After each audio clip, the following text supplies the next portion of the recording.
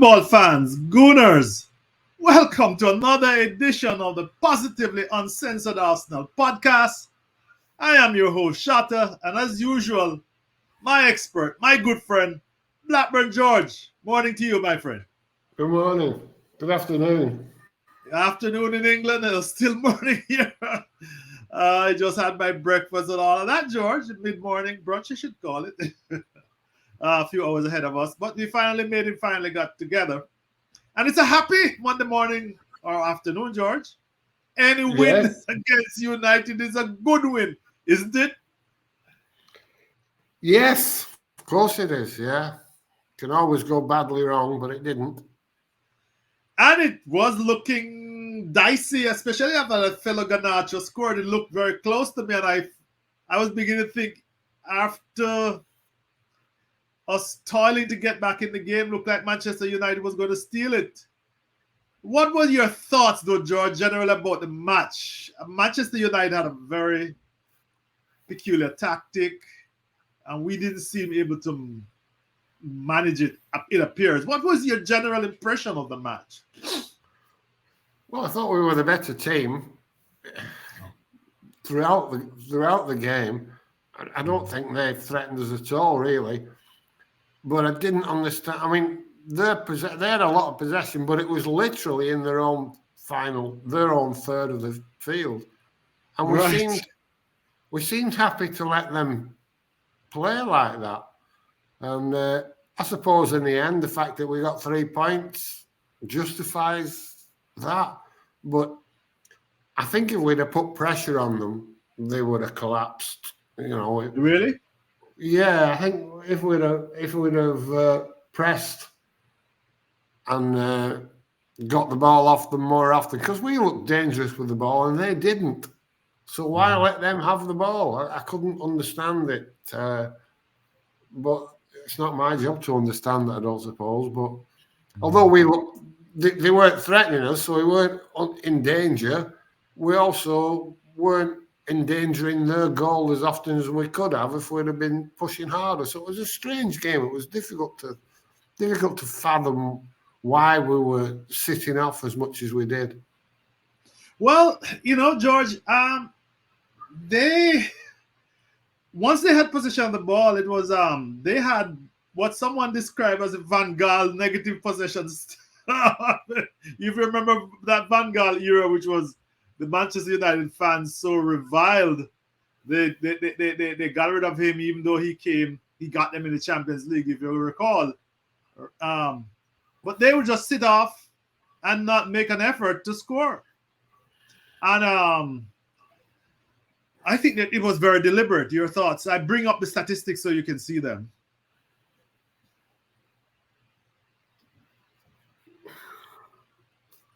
Are you seeing it? We had 55% possession. They had 45%. But I mean, let's beyond the statistics, our eyeball. Whenever they had the ball, they were intent on just moving it around between Onuna, the goalkeeper, Casemiro, and the two fullbacks. That seemed to be the tactic. Your thoughts? Yeah, it was very negative on their part. It was literally possession for possession's sake, but we let them get away with it. We allowed them to do it. And I couldn't understand why. Because I thought when we had the ball and we were attacking them, we looked very dangerous. They didn't look dangerous at all. So, although we even in these stats here, it shows that we dominated the game. I think we let them off the hook. You think so? I do. Well, the football is a very strange thing, and I was not surprised that they stole the first goal with Rashford, because that was exactly what they set out to do. Were you surprised at all, or you thought it was just simply against a run-off play? Well, I wasn't surprised because we seem to have a way of going behind and chasing the game regularly these days. Mm-hmm. I thought it was a poor goal to concede. Ball given away by Havertz. Yes. Eriksen allowed to pass it through to Rashford. Ben White standing off Rashford, allowing him to go onto his right foot. Yes, come inside. It was accumulation of very poor errors on our part. And even then, I mean, he got it, he hit it, and it went in off the post. Went in off Ramsdale too. And bent Ramsdale's fingers back and went in off the post. Yes. So, you know, it was a pretty unstoppable shot. Yes. In the end, but it should never have come to that. But that's football, you know.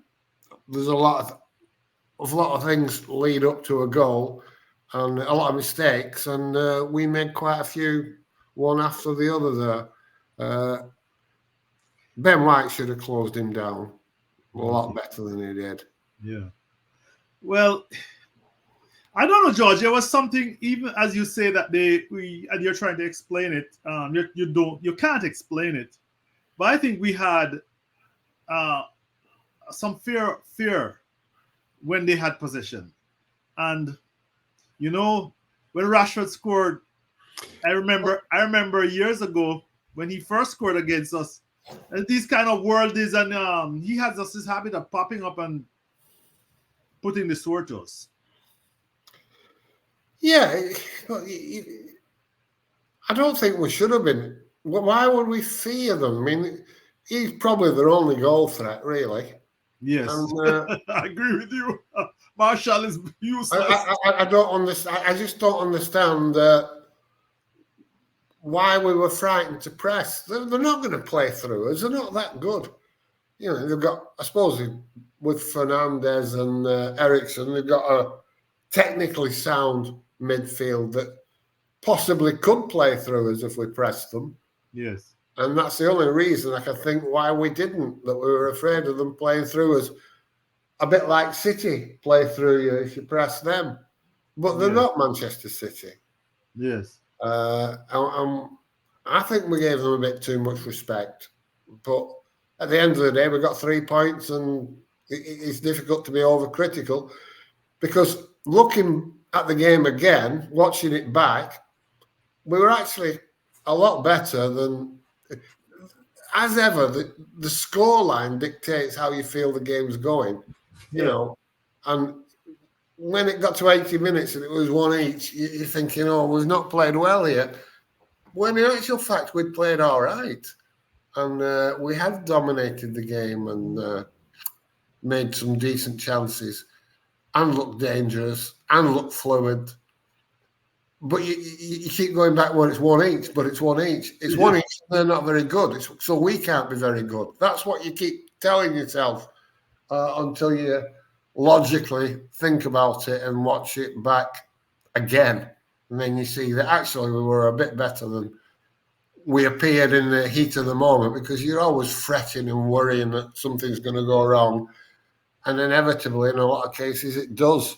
And it could have done yesterday. I mean, but for Gabriel fucking leaning backwards at the last minute to play Garnacho offside, and which, by the way, was an incredible bit of play from him.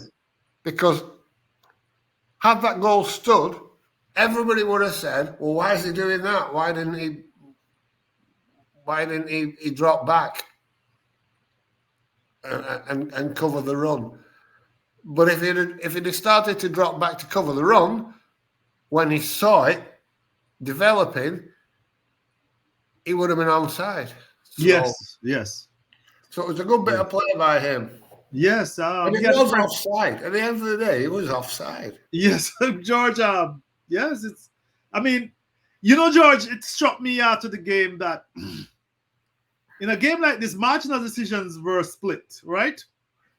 The Havertz penalty call, I thought it wasn't a penalty for me. I don't think it was a penalty, right? But very often they give those hometown decisions. And then VAR came with the one with Garnacho. And I might be, I know a lot of Arsenal fans don't probably don't agree with me, but I think at the end of the day, VAR has made it very difficult for the officials to fuck you over very so blatantly. I don't know if you agree with me. Yeah, you know, if they draw the line in the right place, and they do, they did. They had to rule that goal out offside because it was offside. Yes. But make no mistake, before VAR, that would have stood. Oh yes, and maybe Havertz stumble would have stood too, because in real time you had to see the replay to realize that the guy just pulled up just about at the last moment, and he kind of dangled the leg hoping for the contact, or going down for the contact. Well, for me, he didn't foul him, so it wasn't a penalty. Yes. But I was surprised that it got overturned, because the bar recently has been that if there's any sort of contact, they go with the referee's decision. I expected to get the decision. I expected it to be a penalty, even though I didn't think it was, once the referee had given it. I didn't expect VAR to overturn it. Well, 2 years ago it would but have I'm not going to complain, yes, because that's the right thing to do. Correct. And this is what we've always said. And we want it doing every week. We want it doing when it favours us. You know, if that was us, if we'd be going mad if that was given as a penalty against us. George, you would have been seeing people drawing lines all over Twitter, and you know how much it was not a penalty, blah blah blah blah blah blah. And the refs were cheating us. Yes, the refs are cheating us, and the whole conspiracy theory, which a lot of people like to put their tinfoil hats on when it's their team. But it's the other way around. No, it did not. Yeah. So anyway, I didn't think it was a penalty. No, and neither did I. I was. Although that doesn't forgive Havertz for that ear kick a few minutes ago before that, George, that was a nailed on. I mean, come on. It brought back to mind what you said. And we can talk about the team selection, because this was a much more balanced team. But you said that Arteta, having spent so much money on Havertz, had no choice but to select him. But what you thought about his overall game? Well, he wasn't very good, was he? No. You know, he was our worst player. I looked on Twitter today, and one of the big accounts was saying, you know, that we've got to build his confidence up, and he's got to get used to playing in a new position that he's unfamiliar with. And I thought, why the fuck have we paid £65 million for someone then that has no confidence and can't play in the position that we want him to play? Where's the sense in that? I'm quite happy to wait and hope that he adapts to that position, and what Mikel Arteta has seen, or what he hopes, what he believes Havertz can do. I hope Havertz does. I hope he does. But what I can't accept is people saying he's been okay. You know, he's winning his duels, or whatever it is, that silly reasons that they try and justify what has been a poor start to the season for him on the back of 3 poor years at Chelsea. It's not like on the back of it came like I don't know, like Jesus from Manchester City. Yes. Who had a solid time at Manchester City, but was just surplus to requirements. Mm-hmm. We went in and took Havertz when you'd have thought that Chelsea would have been more than willing to let him go for a lot less than that. If we'd have taken a punt on him at 20, 25 million, I could understand it. Yes. But at 65 million, I can't. But then again, we'll see, won't we? Right. We'll tell. The thing that strikes me, and I'm somewhat amazed, that he's supposed to be the replacement for Granit Xhaka. I mean, Granit Xhaka didn't play a 9, or it's not even a 9. Oh, but he's like an 8, correct? He's supposed to play like an 8, sometimes like a false 9. Granit Xhaka was a box to box midfielder. Havertz is not, and I don't see the similarities. But Well, then there again, are no I'm similarities. an old crone. I don't know football. There are no similarities, but you have to think that Arteta wants someone with his skill set that he thinks he can make him function in that position. Maybe he wants more. Maybe he wants a sort of an 8-10 false 9 hybrid that can do more than just play in midfield or play up front, that can transcend one. I don't know. You don't know what his thoughts are, because he's got his thoughts and he's got his ideas, and at the end of the day, he'll be judged by the decision. He paid 65 million for him, which again comes back to the fact that worries me, because if it doesn't work, how long will he persist until he holds his hand up and accepts that it hasn't worked? Because it's not working. Well, we won despite Havertz. Right. And he's committed to him. I mean, he did a big PR piece, that interview with him and this chick. When he has to. He has to. What else can he do? Mm-hmm. He can't hold his hand up. He's not going to go, look, it looks like I've fucked up here.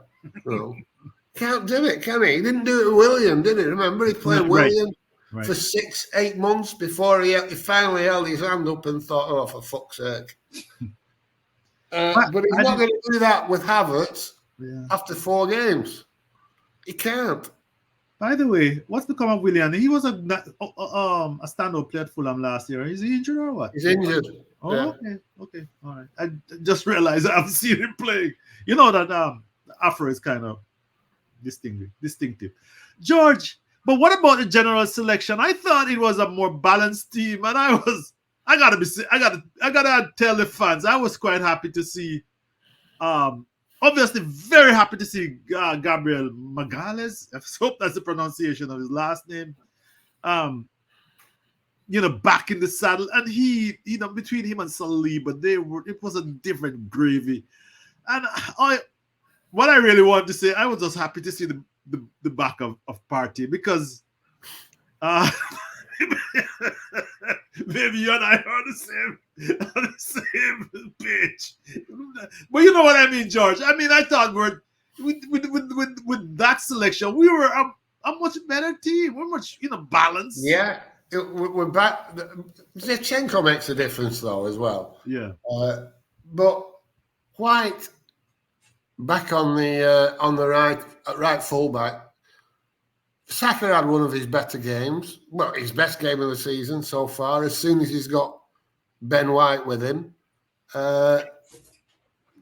we benefited there. We benefited it with the partnership of Gabi and Saliba. And obviously Zinchenko is far better at an inverted fullback than Thomas Partey.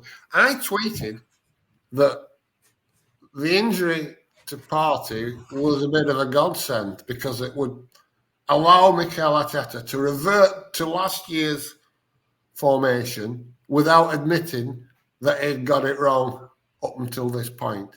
He didn't have to say, got that wrong, so I'm going back to the old way, because the injury gave him an out. So we don't want Partey injured that he can't come in and cover for Declan Rice, but that should be his job. Playing as a number 6 when Declan Rice can't, or when we've won the game and we can take Rice off and rest him, or we want to shore things up and bring him on and put him beside Declan Rice and rest Odegaard, or whatever it is we want to do. But he shouldn't be first choice, and he certainly shouldn't be first choice at right back. And an inverted fullback. Inverted it's just not in his skill set. No. George, at the end of the day, I'm going to bring this up. And Declan Rice declared that it was a must win. And in a way, George, we're not going to be hypocrites. Last week we said we can't afford to lose another game if we're to be in striking distance of United. City. A City. I'm sorry. You all know why I said that. What are your thoughts about Declan's? This is a quote from The Guardian, so it's I'm going to assume that it is correct. Well, I think he's quite right. Brutally honest, really. You know, we drop it if we lost that game, which we very easily could have done. That puts us 5 points behind Manchester City after 4 games. We'll probably never get that back. That's a fucking big gap. Yes. They've got 12 points and they haven't started to play well yet. George, I see the big old goal scoring machine got going Saturday. You remember the week before he was first week he missed the penalty. Next week he didn't miss his. This week he didn't miss his penalty. But the last goal was a one-timer straight in the back of the net. I'm like, yeah, it's a phenomenon, isn't it? Yep, it's a phenomenon. Yep. And I was like, God, with a goal scoring machine like this, City can have a bad fucking game. Yeah, and they've got that Alvarez is playing. Yes. Sort of started playing with him. Yes. It's like a partnership, in a 4-4-2 somehow. I don't know how he's managing it because you never know how he's managed to do things, Guardiola. But Alvarez is getting closer to him, and they look to be playing off each other, and a good partnership. You know, it's a big man, little man partnership all over again. And I don't want to go on about City. It depresses me. I mean, they just fucking. I think they've dropped lucky. I think they've dropped lucky. Like they've had the Thomas Partey moment in that Kevin De Bruyne has been injured because I think they're better without him. I know it sounds. Everybody goes on about how world class he is. But he's a fucking spam merchant. He loses possession for them more than any other player in the last 10 years has for Manchester City. And they look in total control without him. Yeah, with Phil Foden is technically, might not have all the tools, maybe not as good a goal scorer or a free kick taker. But Phil is a rounded footballer, George, for a young kid. Yeah. You know. Anyway, we don't talk about City, but the point we're making is that we couldn't afford to fall 5. No, we couldn't afford to go 5 points behind. No, not if we want to compete. No. And Liverpool engine is revving up too, George. I mean, come on. I did say that last week. They had a bad year last year, but shocking. Yes. What's his name is sticking to his guns, and the players are delivering. He's not, all the shit about Trent, but Trent is the inverted winger. He's not a god. You know what I mean, George? He's sticking. Well, to he's found a way of accommodating him now. Yes. So he can distribute the ball without vacating space and being vulnerable in defence. Right. Which is the last thing you fucking need. I mean, he's dropping back into to play at centre-back.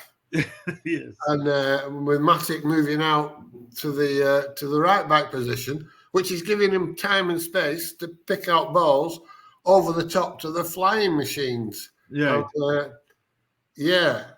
And the midfield looks a lot more capable with more legs.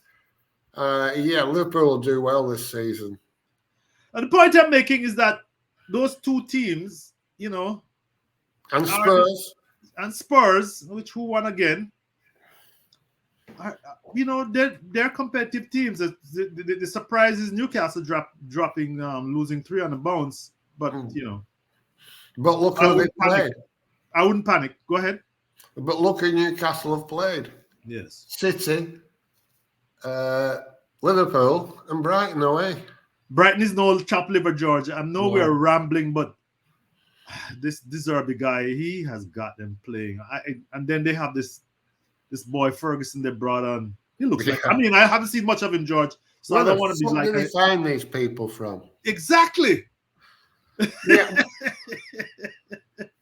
You know, this is. We're paying 65 million for somebody else's reject, and they're picking somebody up for £2.50 and a pickled egg and selling them next month for 100 million. Somewhere in Glasgow or Edinburgh. It's Irish, isn't he? He's Irish. Okay, so Ferguson, right? Yeah, okay. But I mean, boy's damn good. Come on. Yeah, 18. 18. Yeah. So we are up. The point I think we should all make. We're all football fans. We can't just ignore the position. We're up against some better teams. Yes, this year it's not as if we're gonna get. We can fall behind and hope that we can go to Liverpool and get points, or go to Brighton and get points. They're gonna give us a game. No, but you've got to hope that these teams will also be able to take points off Manchester City. Exactly. But you see, in my mind, that's the difference. No matter how good they are, how much they've improved, I still don't see them taking points off Manchester City. Whereas, unfortunately, they could quite easily take points off us. Yes, that is a challenge. But yes, we need Partey to add depth. We have Champions League. But I was happier with a much more balanced team. At least United weren't able to play through us. What we've got to remember is as well that we played all right. The team spirit is fantastic, and they all buy into Mikel Arteta. Whether we buy into him or not is irrelevant. You're right. They buy into him, and that's what counts. And the team spirit and the fight is there. You know, we could have easily lost that game, but we didn't. They didn't. By sheer force of will, they won that game. And, we were a bit lucky. Declan Rice's shot was going somewhere towards the far post. Yes. And sneaked in somehow at the near post. Yeah. Onuna had it covered initially. Via deflections. Yes. It's a massive stroke of luck. However, you don't take a pot shot, you don't get it. I mean, how many times do we see that in football? Yeah. A deflection. Almost every other goal is a deflection, you know.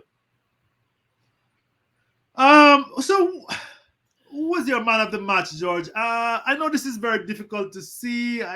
Yeah, I've seen it. I've looked at it and I've expanded it, so I've seen a clip. My man of the match was Declan Rice. Yes. And while we're talking, so let people set this context.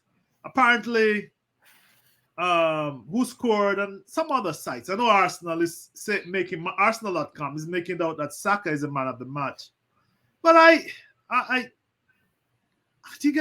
know he took a nice corner there for the Declan Rice goal. I know he took, and I know he dribbled. They give him a lot of credit for dribbling, for not losing the ball, but he never did an assist, did he? I don't know, Look, he had a good game. Yes. But I think Declan Rice was more influential on the game. Yes. I think he gave us control. He did everything right at the right time. He pressed when he needed to press. He defended when he had to defend. It was just an all-round top-class performance. The lucky goal at the end was icing on the cake. Yes. And I don't care that it's lucky. If you don't, the way he brought it down and he lashed it. Yes. Yes. Right? It wasn't a Reece Nelson from last season. Right, a worldie, right. It was a worldie. Yeah. That didn't get any deflections, went whizzing in the top corner. That was Declan Rice, force of will, lashed it, and it went in, fortunately, but who cares? That's, like I say, in my mind, almost 50% of goals have some sort of deflection. Oh, yeah. How often do you see it? Oh, it got a slight deflection. Oh, it was a deflection. All the time. Whack it towards goal and you've got a chance. Yes. Yes, defenders trying to avoid a deflection and all of that's good stuff. Saka had a good game, but Yes. I don't know what is this. Why we have to cover him in like a halo? I mean, I know he's Oh, out there. well, I don't mind so much. Why not? He's a lovely lad. Yes. He's a top player. If our fans want to worship him and put him up there with Ronaldo at his peak, well, just let them. Yes. You know what I mean? Why not? He's a fucking great player and he plays for us. Like, let's let them enjoy him while they can, because he is a terrific player and he had a good game. And I think a lot of that was because of Ben White. But regardless, he was back to somewhere near his best, whether he scored or assisted or not. He had an influence on the game, and we should be happy about that. Well, I just thought that Rice shouldn't be a dispute. So did I. Yeah. But and so did a lot of people. He got man of the match, didn't he? Off the BBC or wherever it was, Sky. Well, I know them are playing a game, and Fox controversy. Yeah. George, international break coming up. Any thoughts, reservations? No, I just hope they all come back fit and well. Yeah. Well, it'll give Jesus another 2 weeks to get fully fit. By the way, he made a difference when he came on. I thought Eddie played all right. Yes. Jesus just adds a bit of a fear factor when he gets the ball round in the box and around the box. Well, I mean, I know it was a breakaway, right? But the way he scored the last goal was, he gave the defender.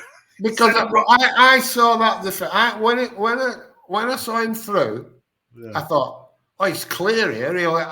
He'll be clear through and get a shot on goal, no problem. Yes. And then I saw this defender hurtling across, and I'm thinking, fucking hell, he's going to catch him here. Yes. Get a shift on, Gabriel. Yeah. And he just more or less put his foot on the ball. And he went flat on his face, actually. He just sent him out for a burger and then chopped it onto his right foot and passed it in. Brilliant goal, brilliant control.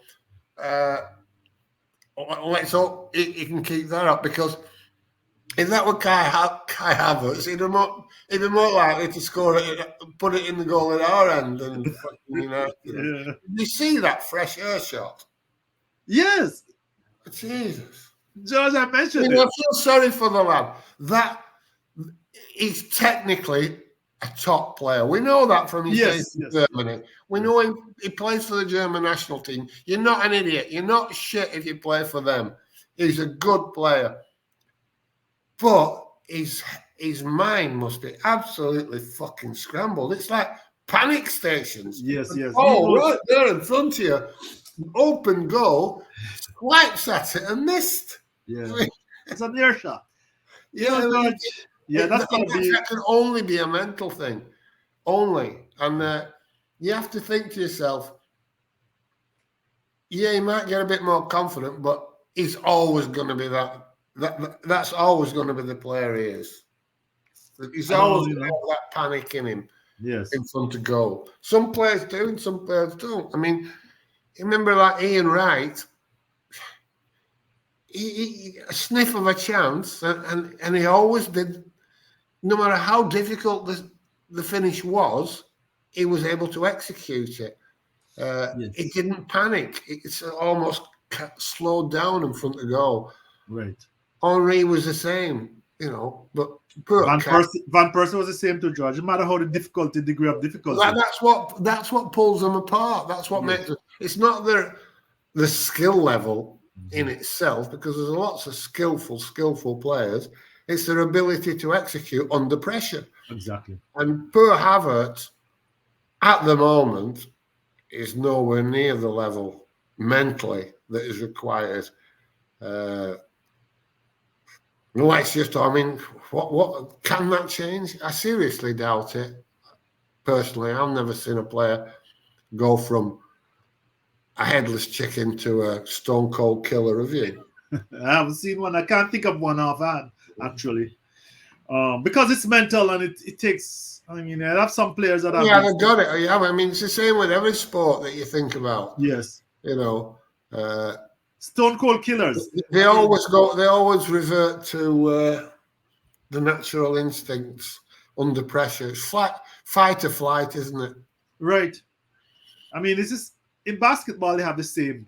Basketball is famous for that because there's always, like the last shot to win the game. You want the ball in a stone cold killer's hand, Yeah. And they always deliver. Anyway, we don't want to depart from that. George, well, we'll get together again, but any win over United, in my opinion, is a good win. They have screwed us over and over again. And apparently, Mikel has had this is like his 5th or so victory since he became manager. And when he was a player, he had 17 losses. So Yeah. I was, I sometimes think he overdoes, but I saw that celebration after Declan Rice scored, and even after Gabriel, and I know what he's feeling. You see, that's another thing with Mikel Arteta. Some of the stuff he comes out with is absolute bollocks. I don't know if you saw that about his journey to work, turning off at the right on different. Oh, you've never seen anything like it. Absolute fucking drivel. And then he's come around and talked about Havertz.